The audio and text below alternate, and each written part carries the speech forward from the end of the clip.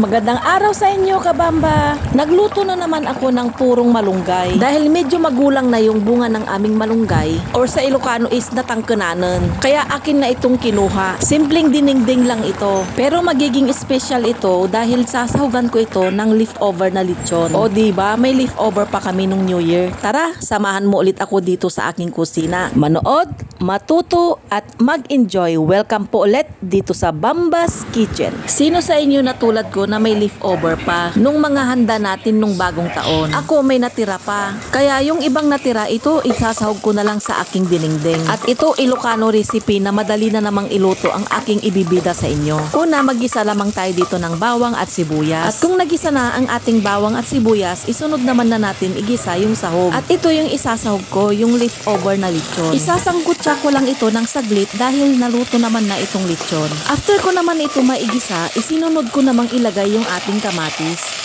Mas maraming kamatis, mas masarap yung ating lulutuin. Talagang dinamihan ko na ng kamatis itong lulutuin ko dahil mas masarap pag marami at saka mura naman ngayon ang presyo nito. After ko naman itong magisa itong kamatis, ay naglagay na ako dito ng kunting bagoong. Sa mga bago pa lang na nanonood sa aking mga cooking vlog, isa po akong Ilocano kaya mahilig po kaming maglagay sa aming niluluto ng bagoong. At karamihan sa aking followers o kaya taga-subaybay sa aking cooking serye ay mga Ilocano din. Isungagyaman dagiti followers kan supporters ti Bamba's Kitchen. Takinanayon dangag buy-buya dagiti videos ngiyap upload ko. After ko naman pala magaysa ito, naglagay ako dito ng tubig at pinakuluan lang ito ng 5 minuto. At after naman ng pagpapakulo ay nilagay ko na yung malunggay. Kung mapapansin nyo, yung aking malunggay, karamihan nito ay inalis ko na yung mga buto at tinanggalan ko na ng balat yung iba.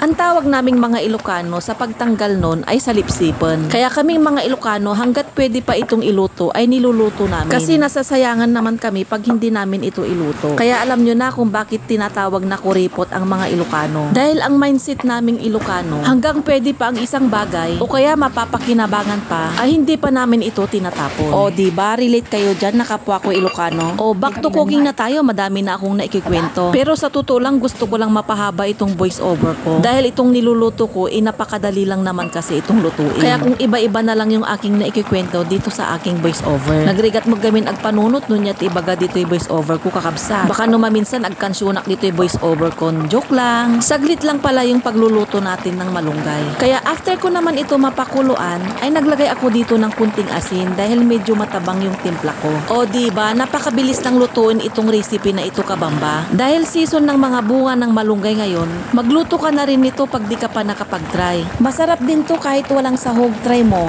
Sa mga bago pa lang dito sa aking page, baka di ka pa nakapag-follow kay Bamba's Kitchen, pwedeng paki-follow and like naman po. Paki-like and share na rin itong video na to kung nagustuhan mo. Naglagay bala ako dito ng dahon ng lasuna, pandagdag aroma dito sa aking niluluto. Pero pwede naman kahit di ka na maglagay nito kung wala o kaya ayaw mo. Sana nagustuhan nyo itong shinare ko sa inyo na isa na namang recipe ng mga Ilocano. Agao kayong tiin na po'y tamangan tayon. Salamat sa panonood, kabamba! Hanggang sa muli!